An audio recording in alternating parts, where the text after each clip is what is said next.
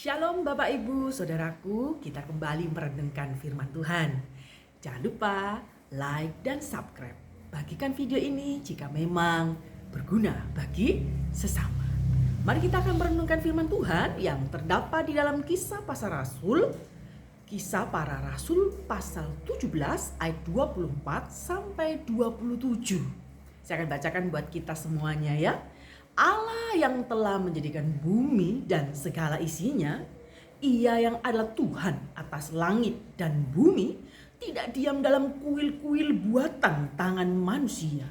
Ayat 25, dan juga tidak dilayani oleh tangan manusia, seolah-olah Ia kekurangan apa-apa, karena Dialah yang memberikan hidup dan nafas dan segala sesuatu kepada semua orang. Ayat 26, dari satu orang saja Ia telah menjadikan semua bangsa dan umat manusia untuk mendiami seluruh muka bumi. Dan Ia telah menentukan musim-musim bagi mereka dan batas-batas kediaman. Ayat 27, supaya mereka mencari Dia dan mudah-mudahan menjamah dan menemukan Dia walaupun Ia tidak jauh dari kita masing-masing. Puji nama Tuhan, hari ini kita akan fokus berbicara tentang apakah Allah itu pilih kasih, Bapak Ibu Saudaraku. Ada banyak orang berpikir, kok kayaknya Allah pilih kasih ya? Padahal manusia kan diciptakan dari awalnya dari Adam ya Bapak Ibu Saudaraku. Berbagai macam latar belakang manusia. Kadang-kala berpikir ada si A diselamatkan, si B tidak diselamatkan dan sebagainya. Mungkin orang berpikir Allah itu tidak adil. Mari kita akan mempelajarinya. Kasih Allah kepada semua manusia. Di Kisah Rasul pasal 17 ayat 24 sampai 27, perbedaan antara manusia merupakan fakta yang tak terbantahkan ya Bapak Ibu Saudaraku. Umat manusia terdiri dari berbagai etnis yang sudah saya katakan tadi, latar belakang, historis, agama, pendidikan, status ekonomi dan sebagainya tentunya ya. Tidak jarang keragaman ini terlalu dibesar-besarkan sehingga menimbulkan apa Bapak Ibu Saudaraku? Pertikaian. Perbedaan agama ramai setiap tahun. Setiap hari ada saja yang diperdebatkan Bapak Ibu Saudaraku. Keragaman ini terlalu dibesar-besarkan kalau saya rasa sehingga menimbulkan pertikaian. Banyak orang mengabaikan bahwa semua orang memiliki kesamaan yang fundamental, yaitu sama-sama manusia dan sama-sama ciptaan yang dikasihi Allah. Itu ya Bapak Ibu Saudaraku, sepakat dulu ya dari hal ini ya. Setiap orang Kristen jika perlu mewaspadai kecenderungan di atas. Berbagai perbedaan tidak boleh menjadi penghalang bagi kita untuk mengasihi sesama manusia tentunya ya. Matius pasal 22 ayat 39, kasih seperti ini sebenarnya mencerminkan kasih Allah. Dia mengasihi semua manusia. Jadi Allah tidak pernah pilih kasih ya Bapak Ibu Saudaraku. Kasih seperti apa sih yang ditunjukkan Allah kepada manusia? Kadang orang berpikir, apakah ada Allah? Mana Allah mengasihi? Toh hidup manusia susah. Begitu ya Bapak Ibu Saudaraku. Allah yang menopang kehidupan manusia. Di ayat 24 sampai 25 yang sudah kita baca tadi dalam Kisah Para Rasul. Kepada orang-orang Athena yang memeluk agama yang berlainan dengan dirinya, yaitu Paulus, memulai dengan sebuah kebenaran yang akan diterima oleh mayoritas pendengarnya. Allah adalah pencipta langit dan bumi serta segala sesuatunya. Ia bukan hanya pencipta tetapi Tuhan untuk semuanya itu. Gitu ya Bapak Ibu Saudaraku, sebagai pencipta Allah adalah sumber dari segala sesuatu. Sebagai Tuhan, Ia mengontrol segala sesuatu. Ya, puji nama Tuhan. Dia tidak seperti Allah yang dipercayai oleh penganut Epikurianisme maupun deisme yang memandang Allah hanya sebatas pencipta belaka. Wah, ia menciptakan tetapi tidak terlalu terlibat dalam urusan dunia. Apa benar ini? Di mata Paulus, Allah aktif menciptakan sekaligus aktif untuk mengontrol alam semesta ini tentunya. Semakin menegaskan konsistensi Allah dalam mengontrol seluruh ciptaannya.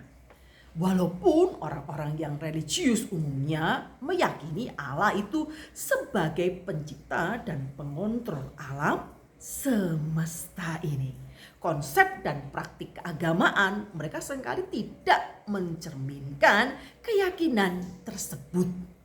Agama politeistik yang dianut sebagian besar penduduk Athena saat itu adalah buktinya mereka meyakini bahwa dewa-dewa memerlukan tempat tinggal tertentu. Mereka berpandangan bahwa manusia perlu melayani para dewa.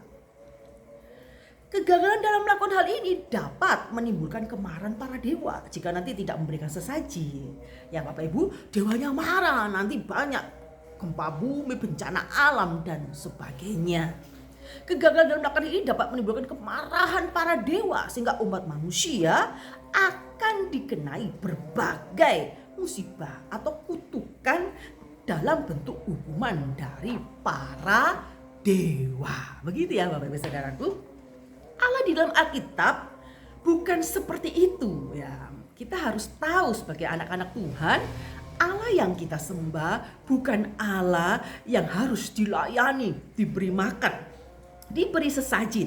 Bukan Allah yang harus ditaruh di tempat tertentu, disembah, nanti kalau tidak memberikan sesajen terus kita nanti akan dihukum. Bukan. Allah kita, orang Kristen, di dalam Alkitab itu Allah yang benar-benar tidak terbatas oleh tempat ibadah.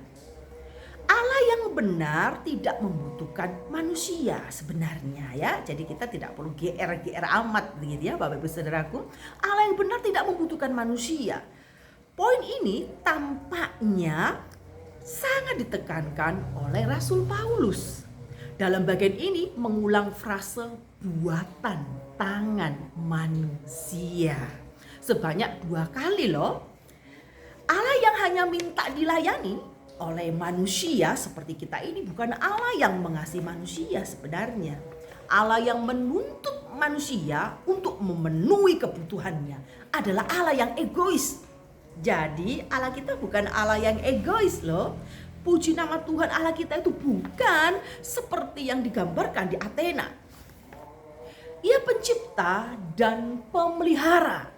Jadi percayalah sampai hari ini pemeliharaan Allah tetap ada di muka bumi ini. Ia tidak membutuhkan manusia. Ibadah dan pelayanan kita bukan pemenuhan kebutuhan ilahi. Saya akan ulang ya Bapak Ibu Saudaraku. Ibadah dan pelayanan kita itu bukan pemenuhan kebutuhan ilahi. Jadi konsepnya harus dibenarkan dalam melayani pekerjaan Tuhan. Bukan pula strategi untuk menjauhi hukuman ilahi. Jadi kalau Anda tidak pelayanan, tidak datang beribadah, takut nanti dikutuk oleh Tuhan. Nah, konsep-konsep yang salah ini harus kita perbaiki. Mumpung masih di awal tahun ya, tahun 2025. Selamat tahun baru. Di tahun yang baru, semangat yang baru dalam melayani Tuhan. Jadi kalau Anda mungkin tidak bisa melayani karena sakit dan sebagainya, Anda terus berpikir, aku nanti dihukum Tuhan, nanti tidak diberkati, bagaimana kalau aku menjadi miskin karena tidak melayani pekerjaan Tuhan. Hei, bukan itu maksudnya ya. Ibadah dan pelayanan kita bukan pemenuhan kebutuhan ilahi, bukan pula standar untuk menjauhi hukuman ilahi juga. Ibadah dan pelayanan yang benar muncul dari kesadaran bahwa kita ini adalah ciptaan. Ya, kita semua ini harus sadar, kita ini ciptaan ya, bukan pencipta ya. Saya ini ciptaan, begitu ya Bapak Ibu Saudaraku.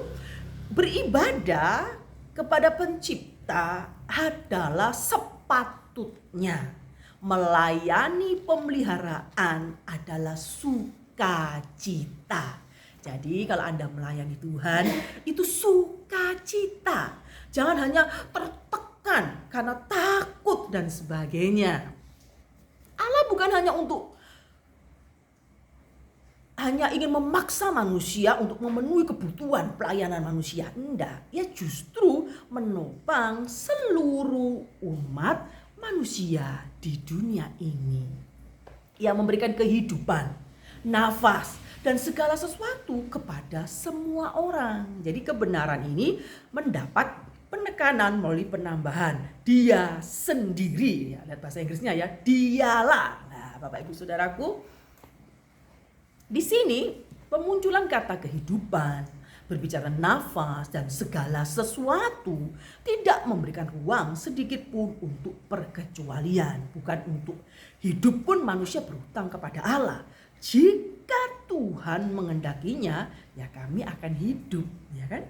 Tidak ada satupun yang kita miliki bukan merupakan pemberian dari Allah, ya. Sebab siapa yang menganggap engkau begitu penting. Jadi kalau Anda pintar bukan karena engkau, pemberian Tuhan. Kalau Anda kaya itu pemberian Tuhan. Kalau Anda bisa melayani pekerjaan Tuhan, itu anugerah yang harus disyukuri. Sukacita harus ada di hati kita. Dan apakah yang engkau punyai sehingga yang tidak engkau terima? Allah selalu memelihara umatnya. Dia tidak hanya menciptakan terus ditinggal geletak. Dia menciptakan, memelihara, mengontrol alam semesta ini.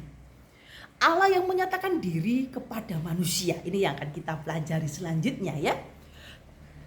Salah satu bentuk topangan ilahi atas seluruh umat manusia adalah pengaturan dan keberlangsungan hidup manusia kepada orang-orang Yunani yang memandang dirinya lebih superior daripada bangsa-bangsa lain. Paulus mengingatkan bahwa semua manusia memiliki nenek moyang yang sama, ya kan? Adam.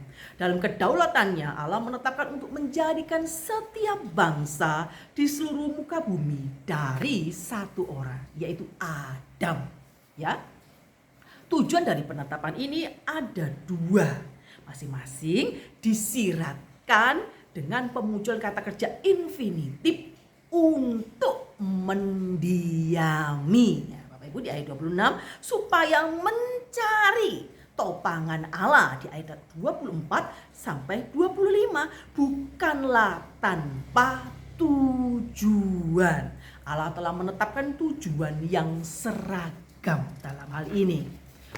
Jadi dilihat dari sisi manapun, manusia ini sebenarnya diciptakan ada maksud Tuhan ya. Tidak hanya sekedar diciptakan terus hidup terus mati begitu aja ya. Dari sini terlihat bahwa semua manusia bukan hanya memiliki nenek moyang yang sama, tetapi juga diberi tujuan hidup yang sama oleh Allah. Jadi untuk mendiami seluruh muka bumi di ayat 26. Sejak awal penciptaan, Allah menghendaki supaya manusia beranak cucu. Bertambah banyak, memenuhi bumi, sehingga mereka dapat menaklukkan dan menguasai bumi. Kejadian 1 ayat 28. Jika manusia tidak bisa berkembang biak, bagaimana jumlah mereka mencukupi untuk menguasai bumi? Nah, jika manusia tidak mau terserap ke seluruh muka bumi, bagaimana mereka dapat menguasainya? Bagi orang-orang Yahudi yang sudah akrab dengan kitab suci tentunya, mereka pasti mengenal hukum Allah atas para pembuat menara Babel. Ya, kita ingat ya, menara Babel. Mengapa dikacaukan oleh Allah? Mereka pasti mengenal pembuat menara Babel di Kejadian 1 pasal 1 sampai 9. Rencana jahat manusia tidak mau terserak ke seluruh bumi. Akhirnya dikacaukan oleh Allah karena kekacauan bahasa saat itu ya. Perbedaan bahasa mereka itu memisahkan diri satu dengan yang lain. Sebagai orang Yahudi yang mahir kitab Taurat, Paulus pasti mengetahui kisah tersebut, namun ia memilih cara lain untuk mengungkapkannya. Ya, telah menentukan, menyiratkan sebuah cara bagaimana manusia dapat mendiami seluruh muka bumi ini. Menambahkan kata sambung dan itu seolah-olah bagian ini sejajar dengan kalimat sebelumnya. Cara ini digunakan Allah melalui penentuan musim-musim. Para penafsir masih memperdebatkan apakah kairos, waktu di ayat ini sebaiknya dipahami musim, ya, atau periode. Jika opsi yang pertama tepat, berarti setiap bangsa memiliki wilayah masing-masing sesuai dengan pertimbangan musim. Jika opsi kedua benar, berarti keberadaan setiap bangsa di dalam sejarah berada dalam penentuan Tuhan. Jadi pilihan manapun yang benar, maknanya tetap sama, Bapak Ibu Saudaraku. Mengontrol waktu, ya kan? Allah mengontrol waktu sehingga bangsa-bangsa bisa mendiami seluruh muka bumi ini. Bukan hanya waktu, Allah juga menentukan tempat. Ada beragam alasan mengapa suatu bangsa ada di suatu tempat. Ada banyak cara yang mereka tempuh untuk sampai ke sana. Namun dalam perspektif Paulus, semua tidak lepas dari kontrolnya Allah.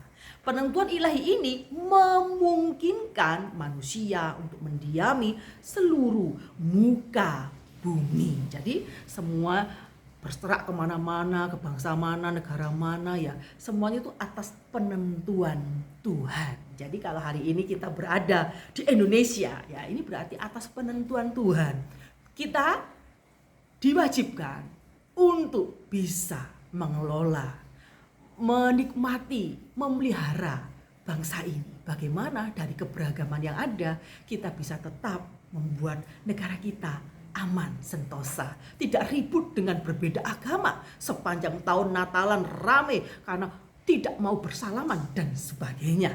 Bapak Ibu Saudaraku, untuk mencari Allah, mendiami seluruh muka bumi itu adalah tujuan pertama dan topangan ilahi bagi seluruh umat manusia. Mencari Allah adalah tujuan yang kedua sebenarnya. Kedaulatan Allah yang sudah dinyatakan begitu rupa kepada umat manusia seyogyanya. Ini Bapak Ibu Saudaraku ya, sudah memadai sebagai petunjuk atau rambu-rambu penuntun dalam menemukan Allah. Jadi walaupun ia tidak terlihat, ia tidak jauh dari kita. Jadi jangan berpikir Allah mana kok enggak terlihat gitu ya. Mana Allah saat bencana alam? Mana Allah? Apakah Allah perhatian dengan manusia? Ironisnya Allah yang dekat tetap tidak dikenal dengan benar, bukan? Di dalam struktur kalimat Yunani, ungkapan ini mudah-mudahan menjama dan menemukan dia. Ini mengandung nuansa pesimistis yang kental. Jadi merasa kok mudah-mudahan ya. Mudah-mudahan menjama dan menemukan dia. Nah, sebenarnya mereka memang berusaha mencari Allah, tapi tidak pernah menjama dan menemukan dia dengan benar.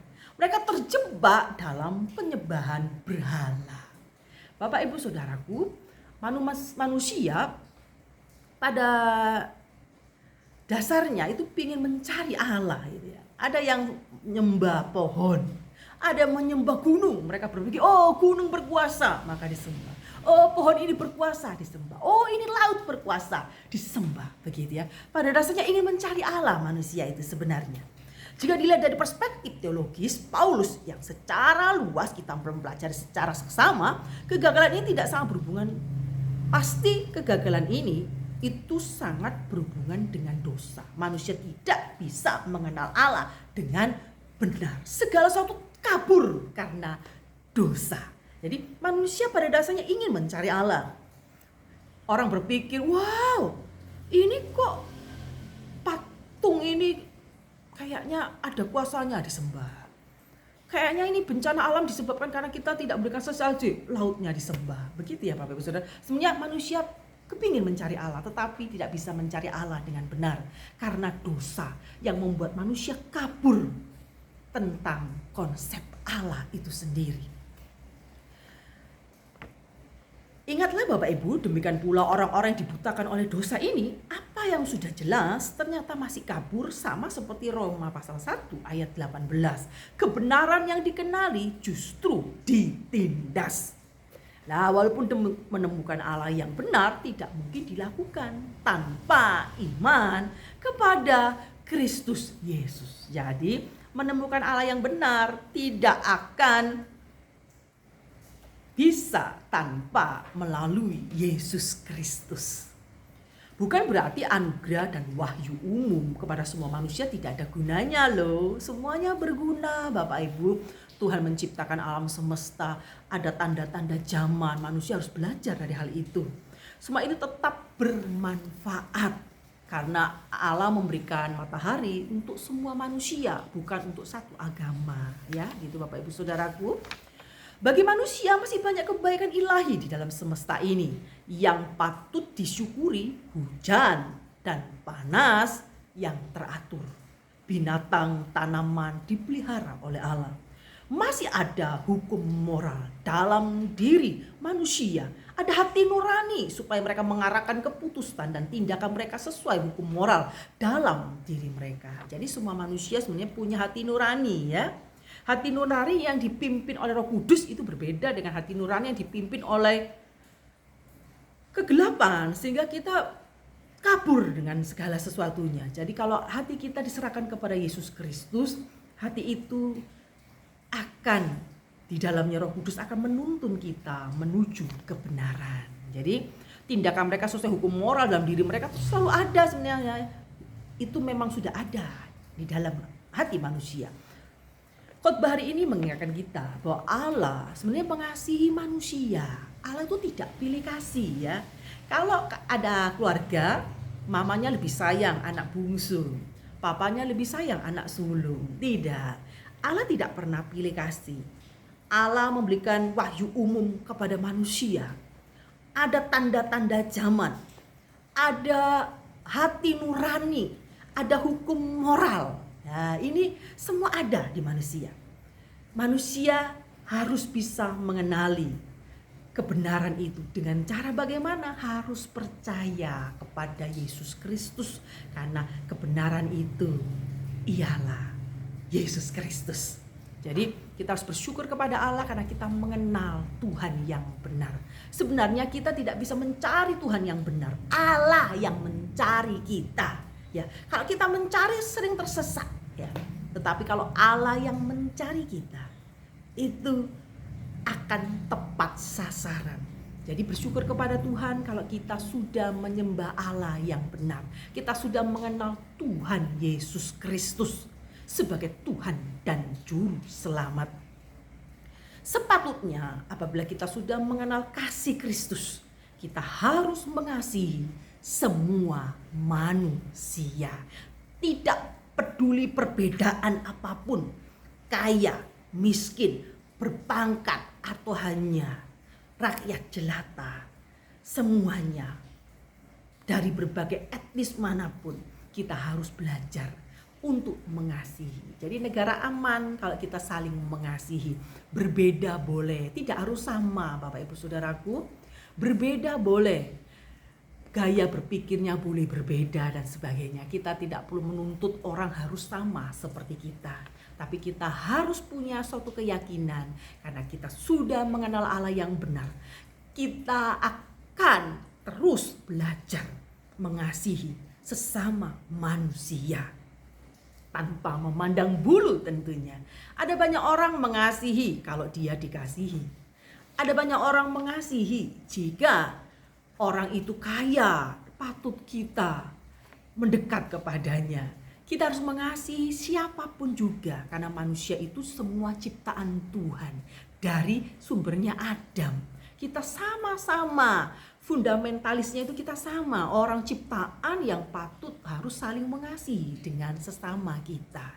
Bersyukur kepada Tuhan, kita sudah mengenal kebaikan Allah, mengenal kasih Allah. Tebarkan kasih itu kepada semua orang. Jangan tebang pilih ya. Jangan menyayangi, mengasihi kalau dia baik dengan kita. Tapi kita harus mengasihi, mendoakan, berbuat baik, memberikan teladan bagi sesama kita. Di awal tahun ini mengingatkan kita bahwa hidup itu perlu berbaur dengan sesama. Hidup perlu untuk kerjasama, tidak boleh terlalu egois. Allah kita bukan Allah yang egois yang ingin dilayani loh ya. Justru Allah kita Allah yang melayani. Dia mau menjadi hamba. Allah yang menjelma menjadi manusia, dia mau melayani kita. Nah, kita pun harus mau melayani sesama kita. Jadi perbedaan biarlah berjalan bagaikan keanekaragaman yang perlu dilestarikan. Biarkan saja semuanya akan menjadi indah. Tetapi kita punya prinsip Alkitab, kita akan hidup sesuai dengan firman Tuhan. Melayani pekerjaan Tuhan bukan hanya takut untuk dihukum, tetapi melayani pekerjaan Tuhan karena Anda bersyukur Anda telah diciptakan. Bahwa kita harus mensyukuri itu dengan sukacita, menyembah Allah dengan benar. Bukan ingin dapat uang banyak maka kita menyembah Allah. Bukan karena ingin kita kaya dan sukses, maka kita harus rajin melayani Tuhan. Kita melayani Tuhan dengan sukacita. Awal tahun harus bersukacita. Sampai nanti Desember akhir tahun 2025 tetap bersukacita. Kesulitan ada, perbedaan ada, kadang gesekan dengan sesama pasti ada.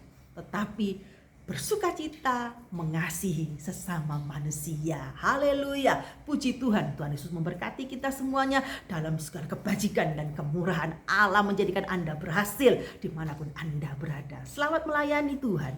Amin.